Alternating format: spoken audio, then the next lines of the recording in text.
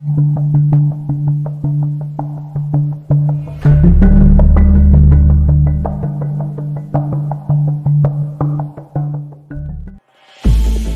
रास्ता टीलों के दरमियान से होकर एक तरफ को घूम गया था। मुझे कुछ मालूम नहीं था कि इन टीलों की दूसरी जानिब क्या है। उधर कोई मिलिट्री पोस्ट भी हो सकती थी जो मेरी गिरफ्तारी और फिर अजियतनाक मौत की अलामत थी। मुझे अपने पीछे किसी ट्रक की घुरर घुरर सुनाई दी। मैंने घूम कर देखा और सहरा में एक फौजी ट्रक मेरी तरफ चला आ रहा था। मैं तेजी से एक तरफ को झुक दौड़ा और आग की ऊंची झाड़ियों के पीछे अपने आप को गिरा दिया। मेरा दिल धक धक करने लगा था क्योंकि ट्रक इस्राएली फौज ही का था जिसको कैमोफ्लेज किया हुआ था। ट्रक करीब आ गया। मैं झाड़ियों के पीछे छुपाई से घूर कर देख रहा था। ट्रक की अगली सीटों पर 2 यहूदी फौजी बैठे थे। एक ट्रक चला रहा था, दूसरा खुली खिड़की पर बाजू रखे सिगरेट पी रहा था। ट्रक की रफ्तार ज्यादा तेज नहीं थी। वो घुरर घुरर की आवाज पैदा करता मेरे सामने से गुजर गया। इसका रुख टीलों के दरमियान से गुजरती सड़क की जानिब ही था। अब मुझे यकीन हो गया था कि दूसरी तरफ जरूर कोई फौजी पोस्ट है। क्या करूं, इधर जाऊं या न जाऊं? अजीब मुखमसे में फंस गया था। मैंने सोचा कि टीलों वाली सड़क से हटकर जनूब मशरिक की तरफ चलना चाहिए। मैं झाड़ियों के पीछे से निकला और टीलों वाले सहराई रास्ते को छोड़कर इसके मतवाजी 15-20 कदमों के फासले पर जनूब मशरिक की सीमत चलने लगे। मैं टेकरियों की भूल भुलैयों में निकल आया था। इन टेकरियों पर कांटेदार झाड़ियां उगी हुई थी। इनके दरमियान से गुजरता चला गया। एक टेकरी की चढ़ाई चढ़ने के बाद दूसरी तरफ ढलान पर निगाह डाली तो मेरा दिल उछल कर मेरे हलक के करीब आ गया। दूसरी जानिब कोई 2 फरलांग के फासले पर बैरकनुमा फौजी पोस्ट की टीन की सबज छत नजर आ रही थी, जिसके सामने वही ट्रक खड़ा था जो थोड़ी देर पहले मेरे करीब से होकर गुजरा था। इसकी एक जानिब 2 फौजी जीपें भी खड़ी थी। बैरक के बरामदे में मुझे एक फौजी टहलता हुआ भी नजर आ रहा था। स्टेन गन इसके हाथों में लटक रही थी। मैं दूसरे टीले की तरफ खिसकने ही लगा था कि मेरे अंदर कमांडो एडवेंचर की हिस्स बेदार हो गई। मैं इन टीलों, टेकरियों और संगलाख सहराई वीराने में ज्यादा देर तक भूखा प्यासा नहीं चल सकता था और कुछ मालूम नहीं था कि आगे कोई लकोदक सहरा शुरू हो जाए जो मुझे ऐसे भूले भटके रास्ते से नावाकिफ मुसाफिरों को निकलने के लिए हर वक्त तैयार रहता है। मेरे जहन ने एक स्कीम मेरे आगे रख दी। इस स्कीम का पहला लफ्ज मेरी मौत से शुरू होता था और एक कमांडो की हैसियत से मेरे लिए इससे पहले मौत लफ्ज की कोई अहमियत नहीं समझ आती थी। देखना यह था कि क्या मैं अपने प्लान में कामयाब हो सकता हूँ। इसके लिए जुर्रतमंदाना कमांडो अटैक की ज़रूरत थी जिसके लिए मैं हर वक्त तैयार रहता था। मेरी नज़र इस जीप पर जम गई जो मिलिट्री पोस्ट के बरामदे के कोने के पास एक दरख्त के नीचे खड़ी थी। यह सब्ज रंग की फौजी जीप थी। जीप बिल्कुल खाली थी। मैंने इर्द गिर्द के माहौल का जायजा लिया। दूर दूर तक कोई आबादी नहीं थी। मैं अपना कमांडो ऑपरेशन शुरू कर सकता था। मिलिट्री पोस्ट पर संतरियों की नफरी ज्यादा नहीं होती। ज्यादा से ज्यादा एक सूबेदार रैंक का इस्राएली ऑफिसर होगा और 4-5 सिपाही होंगे। इस किस्म की मिलिट्री पोस्टें सहराई इलाकों में अक्सर कायम कर दी जाती हैं जो रेजिमेंटल ऑफिसर के दरमियान राब्ते का काम करती हैं। मेरे लिए इस इस्राएली मिलिट्री पोस्ट की जो चीज़ सबसे ज़्यादा मोहलिक और ख़तरनाक थी वो यहाँ का वायरलेस सेट ही था। कमांडो ऑपरेशन में सबसे पहले इस वायरलेस सेट को उड़ाना ज़रूरी होता है। मेरे पास जो 2 हैंड ग्रेनेड बाकी रह गए थे वो इस वक्त मेरे काम आ सकते थे। मैंने मिलिट्री बैरक पर नजरें जमा दी। मैं पोस्ट की नफरी का अंदाज़ा लगाना चाहता था। बरामदे में यहूदी संतरी हाथ में शॉटगन लिए इस तरह टहला था। फिर 2 फौजी बरामदे में से गुजरकर सीढ़ियां उतरे और अपने ट्रक में सवार होकर आगे निकल गए। पहरे वाले संतरी ने इन्हें जोर से सैल्यूट मारा था। दोनों इस्राएली कंडीशन्ड ऑफिसर थे। जब ट्रक मिलिट्री पोस्ट की हद से निकलकर टीलों में गायब हो गया तो गार्ड पर मौजूद संतरी ने एक बार फिर बरामदे की लकड़ी के फर्श पर टहलना शुरू कर दिया। बैरक के पहलू में एक टीन की छत वाला शेड सा बना हुआ था। इसमें से 2 सिपाही निकलकर बरामदे में आए और फिर बैरक के अंदर दाखिल हो गए। इस बैरक के ज्यादा से ज्यादा 2 कमरे हो सकते थे। यहाँ असला भी यकीनन होगा।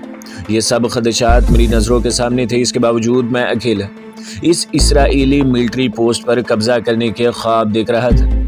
ख्वाब नहीं देख रहा था बल्कि मैंने अटैक करने का फैसला कर लिया था। अपने प्लान के मुताबिक मुझे पोस्ट की बैरक की अकबी जानिब से आकर हमला करना था। मैं एक तरफ नीचे को खिसक गया। जब मैं जंगली झाड़ियों की ओट में आ गया तो मैं जल्दी जल्दी चलने लगा। यहाँ गड्ढे भी थे। मैं इनमें से तेजी से गुजरता, चारों तरफ से चौकस और पीछे भी निगाह डालता। थोड़ी देर बाद बैरक के अकबी हिस्से में आया तो देखा कि दूर से मुझे जो झाड़ियाँ नजर आ रही थी वो अंगूर की बेलें थी जिन्हें लकड़ी के खंभों पर छतरियाँ लगाकर चढ़ा रखा था। मैं झुककर एक जगह बैठ गया। इन अंगूर की बेलों के पीछे मिट्टी के बने हुए 3 क्वार्टर नुमा कमरे थे जिनके आगे सहन में एक फौजी कैंप कार्ड पर बैठा मशीन गन की बैरल को तेल लगा रहा था। मैं एक पल के लिए बिल्कुल बुत सा बन गया। मैंने सांस रोक लिया। ये मिलिट्री पोस्ट के संतरियों के क्वार्टर थे। इनकी फैमिली यहाँ नहीं रहती थी क्योंकि मुझे अभी तक कोई इसराइली औरत या बच्चा वहाँ दिखाई नहीं दिया। एक जर्द रंग की भीड़ अंगूर की बेलों पर से चक्कर लगाती मेरी तरफ आ गई और कमबख्त सीधी मेरे सर के साथ आकर टकराई। मैंने अपने सर को इस तरह झटका, ऐसा करने से मेरे मुंह से ऐसी आवाज़ निकल गई जैसे किसी ने हल्की सी छींक मारी हो। इस आवाज़ ने सहन में बैठे फौजी को अपनी तरफ मुतवज्जा कर दिया। इसने गर्दन घुमाकर अंगूर की बेलों वाले खंभों की तरफ देखा। मैंने अपने आप को तेज़ी से झाड़ी की ओर में कर लिया था। सिपाही मुझे दिखाई दे रहा था मगर वो मुझे नहीं देख सकता था। चूँकि यह कोई हंगामी सूरत हाल नहीं थी इसलिए इसराइली संतरी ने कोई ख़ास ख्याल न किया। मैं ज़मीन पर खिसकता पोस्ट के ऑफिस के बीच से निकल आया। मैं यहाँ इसराइली सिपाहियों की नफरी का अंदाज़ा लगाना चाहता था। कोई आवाज़ भी नहीं आ रही थी। मेरी जानिब ऑफिस की अकबी खिड़की थी जो बंद थी। बरामदे के फर्श पर फौजी बूटों की ठक ठक सुनाई थी। किसी ने हल्का सा कहका लगाया। इसके बाद टाइपराइटर की टिक टिक की आवाज़ आना शुरू हो गई। एक बात तय थी कि यहाँ इस वक्त 4-5 से ज़्यादा फौजी नहीं थे। मैं पीछे की तरफ खिसकने लगा। मेरा प्रोग्राम सामने की तरफ जाकर हालात का जायज़ा लेने का था। मैं खिसकता खिसकता अंगूर की बेलों वाले खंभों की तरफ आ गया। अचानक मेरे पीछे कोई कुत्ता ज़ोर ज़ोर से भौंकने लगा। मैंने पलट कर देखा। एक कुत्ता मुझसे थोड़ी दूर मिट्टी की एक ढेरी के ऊपर खड़ा मेरी तरफ देख कर भौंक रहा था। ये मेरी मौत का पैगाम था। साइलेंसर वाला पिस्तौल मेरी हाथ में था। मैंने कुत्ते का निशाना लिया और ट्रिगर दबा दिया। ठक की आवाज़ पैदा हुई। गोली कुत्ते के सर में घुस गई। वो वहीं ढेर हो गया मगर इसकी आवाज़ ने इस इसराइली संतरी को इस तरफ मुतवज्जा कर दिया था जो क्वार्टर के सामने कैंप कार्ड पर बैठा मशीन गन साफ कर रहा था। कुत्ते की आवाज़ अचानक बंद हो जाने से खुदा जाने इसके दिल में क्या ख्याल आया कि उठकर अंगूर की बेलों की तरफ आ गया।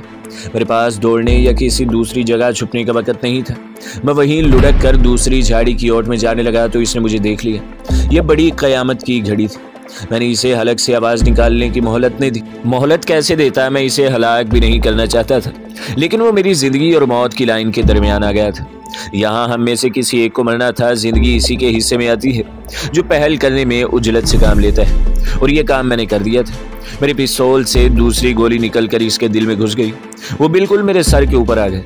इसके हाथ में कुछ नहीं था लेकिन वो शोर मचाकर मुझे पकड़वा सकता था और इसराइली फ़ौज की कैद में जाने का मतलब एक भयानक और अजियतनाक मौत के सिवा मेरे लिए और कुछ भी नहीं था। जर्मन पिस्तौल की गोली ने इसके जिस्म में आग भर दी थी। वो वहीं दोहरा होकर गिरा। मैं उछलकर इसके ऊपर जा गिरा और इसका हलक दबा दिया। मेरा चेहरा इसके सफ़ेद होते चेहरे के ऊपर था। इसकी आंखें चढ़ चुकी थी। खून इसके सीने से उबल उबल कर रेत में जज़ब हो रहा था। वो मर गया। मैंने इसे वहीं छोड़ा और आंखें फाड़ फाड़ कर क्वार्टरों की तरफ देखने लगा। क्वार्टरों पर गहरी खामोशी छाई थी। मिलिट्री पोस्ट के ऑफिस में से टाइप की टिक टिक अभी तक सुनाई दे रही थी। मैं उठा और भागकर ऑफिस की अकबी खिड़की के पास दीवार से जा लगा। मेरी पुश्ती दीवार के साथ लगी थी। मेरा दिल तेजी से धड़क रहा था। बंद खिड़की के पट पर उल्टे हाथ का दबाव डाला। वो थोड़ा सा खुल गया। हैंड ग्रेनेड मेरी मुट्ठी में था। मैंने इसका पिन निकाला, इसे आहिस्ता से अंदर लुढ़काया और खुद 5 कदम दौड़कर छलांग लगाई और रेत पर औंधे मुँह जा गिरा। फिर हाथों से सर ढांप लिया। एक धमाका हुआ। मेरे ऊपर से कोई शय साए के साथ उड़ती हुई निकल गई। मैंने सर उठाकर पीछे देखा। जहां मिलिट्री पोस्ट का ऑफिस था वहां अब धुएं का बादल चकराता हुआ ऊपर को उठ रहा था। हैरानी की बात यह थी कि किसी इंसानी चीख की आवाज़ नहीं आ रही थी। शायद ऑफिस में जो 2-4 इसराइली सिपाही थे इनके परखचे उड़ गए थे। मैं झुका झुका मिट्टी के क्वार्टरों के पीछे से होकर मलबे का ढेर बने ऑफिस के सामने आया तो देखा कि छत का आधा हिस्सा दरवाजे पर गिरा पड़ा था। आग नहीं लगी थी क्योंकि 4 दीवारी मिट्टी की थी। सामने ट्रक और जीप इसी तरह खड़े थे। कहीं कोई गार्ड नहीं आ रहा था। मैंने जीप में बैठकर इसे स्टार्ट किया और वहां से तेजी के साथ निकल गया। मिलिट्री पोस्ट से निकलकर सहराई रास्ते में आते ही मैंने रफ्तार तेज कर दी और अंधाधुंध मशी की सिमत में बढ़ने लगा। मेरे दिल में सिर्फ यही एक मकसद था कि जैसे भी हो मशी की रुख पर जितनी दूर निकल सकूं निकल जाऊं। जीप फौजी थी। ये मेरे लिए मुश्किलात भी पैदा कर सकती थी लेकिन इस वक्त वो मेरे लिए बहुत बड़ा सहारा था। गाड़ी के टैंक में पेट्रोल भरा हुआ था। जीप के डैशबोर्ड में सिवाय एक उबरानी जुबान के अखबार और एक पेज के और कुछ भी नहीं था। ये मुझे कतई तौर पर इल्म नहीं था कि आगे क्या है और ये कि कहीं मैं किसी फौजी कैंप के इलाके में तो नहीं पहुंच जाऊंगा। मेरी जीप सहराई रास्ते पर उड़ी जा रही थी। बादल छट रहे थे और कहीं कहीं से धूप की किरणें नीचे उतरने लगी थी। हवा गर्म हो गई थी। रेत भी खुश्क हो चुकी थी। जिस रेतली सड़क पर मेरी जीप भागी जा रही थी वो बस मेरी जीप जितनी ही चौड़ी थी। कभी उनजान आ जाती और कभी ढहला। टीले पीछे रह गए थे। मिलिट्री पोस्ट में से काफ़ी आगे मैं निकल गया था। मुझे महसूस हुआ कि जिस रेतले रास्ते पर मेरी जीप भागी जा रही है वो अब जैसे रेत में मादूम हो गया था। यहाँ ज़मीन सख्त हो गई थी, गोया मैं पथरीली ज़मीन वाले उजाड़ में था। मैं फिर भी आगे बढ़ता गया। मैंने जीप की रफ्तार कम कर दी। ये सारा इलाका वीरान और गैर हमवार था। कहीं कोई जंगली झाड़ी तक नज़र नहीं आ रही थी। बादल काफ़ी छट गए थे और धूप में तपिश आ गई थी। इस ख्याल से दिल बैठने लगा कि कहीं मैं सहरा में भटक तो नहीं गया। दूसरी जंग अजीम की ऐसी कहानियां मैं पढ़ चुका था कि अपने यूनिट से बिछड़ के कोई सिपाही सहरा में रास्ता भूल गया और फिर इसके अंजाम का किसी को इल्म न हो सका। सहरा बड़ा जालिम है। एक बार आप सहराई टीलों के भूल भुलैयों में फंस गए तो फिर आपकी किस्मत में सिवाय प्यास के एड़ियां रगड़ रगड़ के मलने के और कुछ भी नहीं होते। हर टीला एक जैसा है। आप एक जगह चक्कर काटने लगते हैं और हर बार फिर कर वहीं आ जाते हैं। मुझे भी यही धड़का लगा था कि कहीं मेरा अंजाम भी तो एक इंदौनाक सहराई मौत तो नहीं है, लेकिन मैं इतनी आसानी से हारने वाला नहीं था। मैंने जीप की रफ्तार तेज कर दी। संगलाख, बंजर और स्याह पथरीले टीलों का सिलसिला शुरू हो गया था। मैदान पत्थरों से अटा हुआ था। मैं जीप को इधर उधर से घुमाता रास्ता बनाता चला जा रहा था। स्याह बंजर टीलों की एक ऐसी दीवार मेरे पीछे रह गई थी। इस दीवार के अकब में अचानक एक कड़ाका गूंजा। ये किसी जेट तैयारे का कड़ाका था। मैंने जीप को ब्रेक लगाई और उछलकर दूर पत्थरों के दरमियान लेटकर ऊपर तकने लगा। एक सफ़ेद और नीले निशान वाला जेट तैयारा टीलों की चोटियों के ऊपर बिल्कुल सीध में उभरा। आसमान की वसतों में जाकर टेढ़ा हुआ और बाएं जानिब गोता लगा लिया। अगर मेरा अंदाज़ा गलत नहीं था तो ये जेट तैयारा मेरी तलाश में चक्कर लगा रहा था। जब इसकी आवाज़ दूर जाकर गायब हो गई तो मैं अपनी जगह से उठा। जीप के टायरों को देखा। टायरों की बहुत बुरी हालत हो रही थी। पत्थरों ने इनको उधेड़ना शुरू कर दिया था। मैंने कोई परवाह न की और जीप को आगे बढ़ा दिया। कुछ दूर जाने के बाद मैदान में फैले हुए गोल पत्थरों का सिलसिला कम हो गया और मैंने रफ्तार तेज कर दी। मगर जीप के टायरों ने अब जीप को जैसे जकड़ सा लिया था। वो धड़धड़ा रहे थे। आखिर वही हुआ जिसका डर था। एक मुकाम पर पहुंचकर जीप का एक टायर फट गया। धमाका हुआ और जीप एक तरफ से उछलकर नीचे गिरी और मैं उछलकर बाहर जा पड़ा।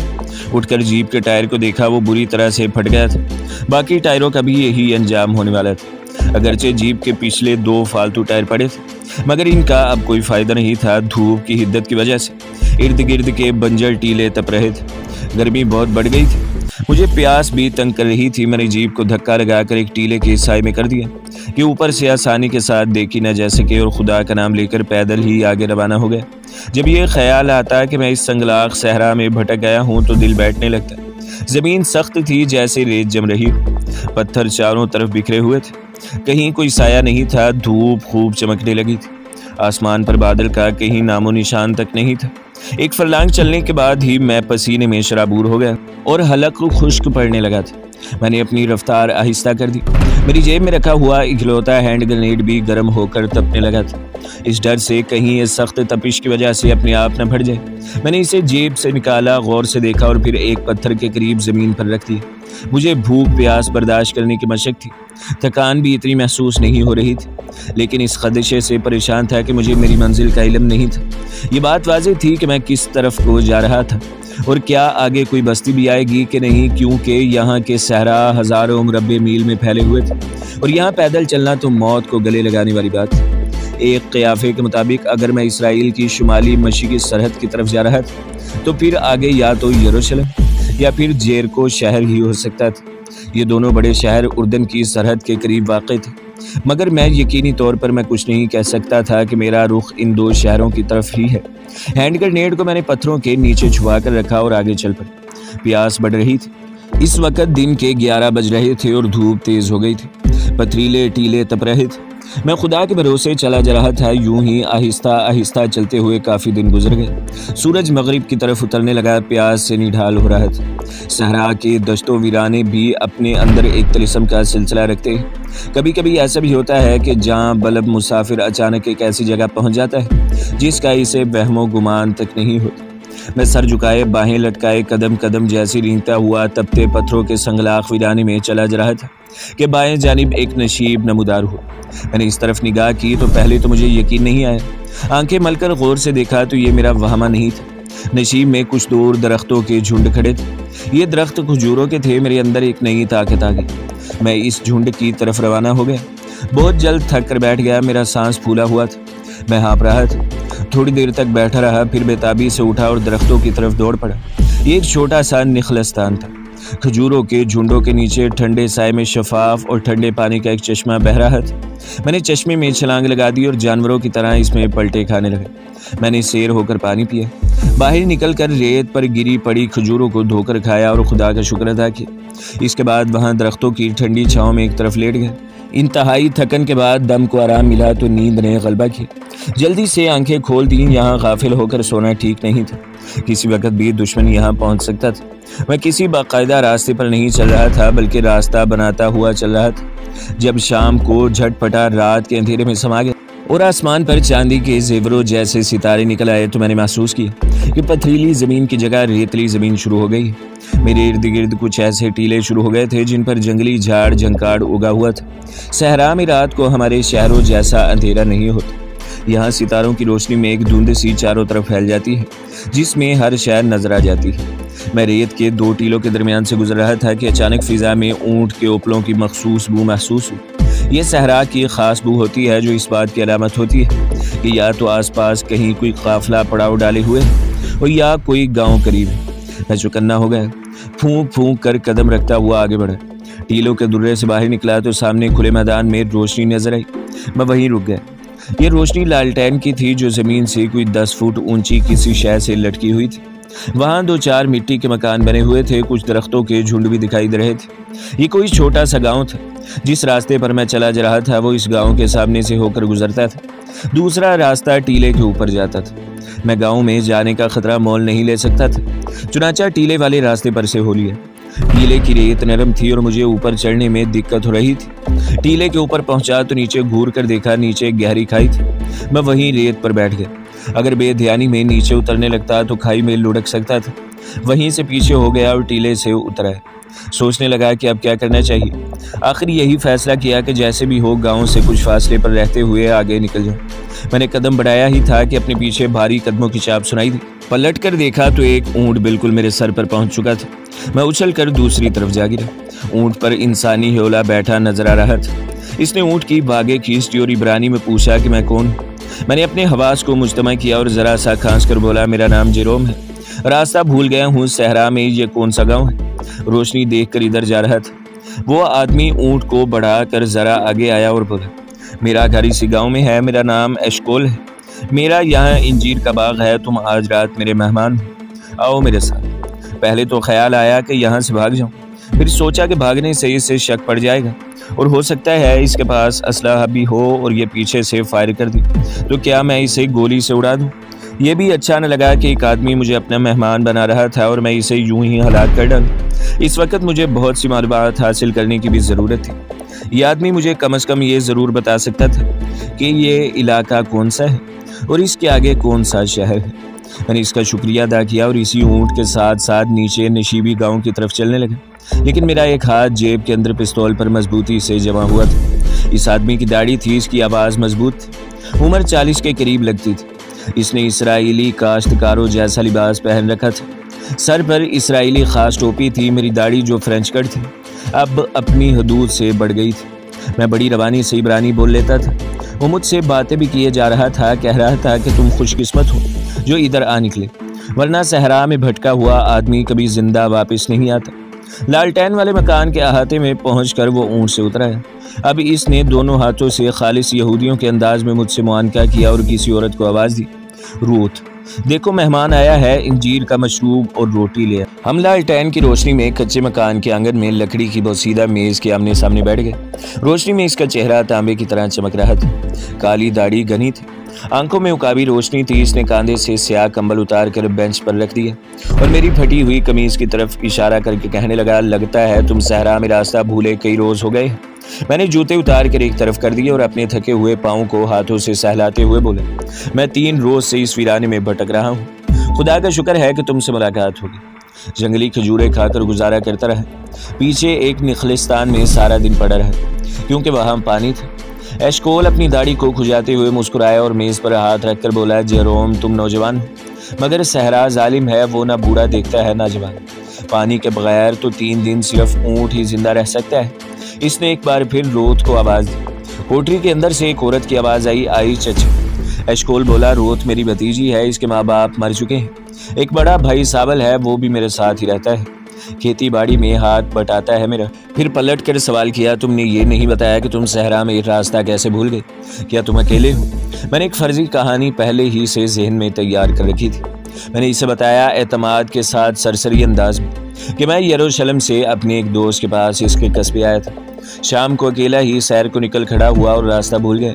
इसने कस्बे का नाम पूछा तो मैं बौखला सा गया, क्योंकि कस्बे का फर्जी नाम मैंने नहीं सोचा था। सर खुजाते हुए कहा, याद नहीं रहा।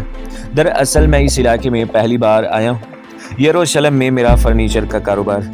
एशकोल ने फिजा में हाथ झटक दिया और बोला, ठीक है, हम तुम्हें यहाँ से अगले गांव पहुँचा देंगे। वहाँ से जेरिको की तरफ बसें चलती हैं। तुम जेरिको पहुंचकर दूसरी बसें लेकर यरूशलेम पहुंच जाना। इतने में कोठरी का दरवाज़ा खुला और एक दराज कद लड़की हाथ में चिंगे और ताम चीनी की रुकाबियाँ लिए बाहर है। लालटेन की रोशनी इसके चेहरे पर बिखरी स्याह जुल्फों को साफ नुमाया कर रही थी। इसने सर को हल्के से झटक कर माथे पर आए हुए बाल पीछे किए और मेरी तरफ गौर से देखकर बोली, चचा ये तो कोई नौजवान शहरी है। एशकोल जोर से हंसा। रूथ के हाथ से चिंगीर और रुकाबियां लेकर बोला, इसका नाम जेरोम है। यरूशलेम में इसकी फर्नीचर की दुकान है। ये सहरा में भटक गया था, खुशकिस्मत है कि मुझे मिल गया। अरे इंजीर का मशरूब कहाँ है? रूथ ने गर्दन एक तरफ ढलका ली और बोली, चचा क्या मशरूब जरूरी है? एशकोल ने दोनों हाथ मेज पर जमाए और सर को पीछे की तरफ करके आसमान पर चमकते सितारों को देखा और बोला, ये सितारे मेरे दोस्त हैं। इससे पहले कि ये आसमान से नीचे टपक पड़े, मैं इंजीर के मशरूब से अपने मेहमान की खातिरदारी करना चाहता हूँ। रूथ हंसकर बोली, मेहमान की या अपनी चचा? और भाग कर अंदर चली गई। इसने देहात की इसराइली लड़कियों जैसा लिबास पहन रखा था। इसकी आवाज़ बड़ी गहरी और ख्याल अंगेज थी। एशकोल ने आवाज़ दी, रूथ साबल अगर सो गया हो तो इसकी चप्पल ले आओ। मेहमान के जूते फट गए। मैंने जल्दी से कहा, चचा इसकी ज़रूरत नहीं, मैं इनकी मरम्मत करवा लूँगा। एशकोल ने चिंगीर में से मकई की एक रोटी और खुश्क गोश्त का एक टुकड़ा और थोड़े से अंगूर निकालकर रुकाबी में डाले और मेरी तरफ बढ़ाकर बोले, मेहमान की खातिरदारी हमारा फ़र्ज़ है। साबल मेरा भतीजा है, इसकी चप्पल तुम्हारे पाँव में पूरी उतरेगी। इसका कद काट बिल्कुल तुम्हारी जितना है। मैं खामोश हो गया। साइलेंसर वाला पिस्तौल मेरी जेब में था। ये एक मशकूक असलहा था।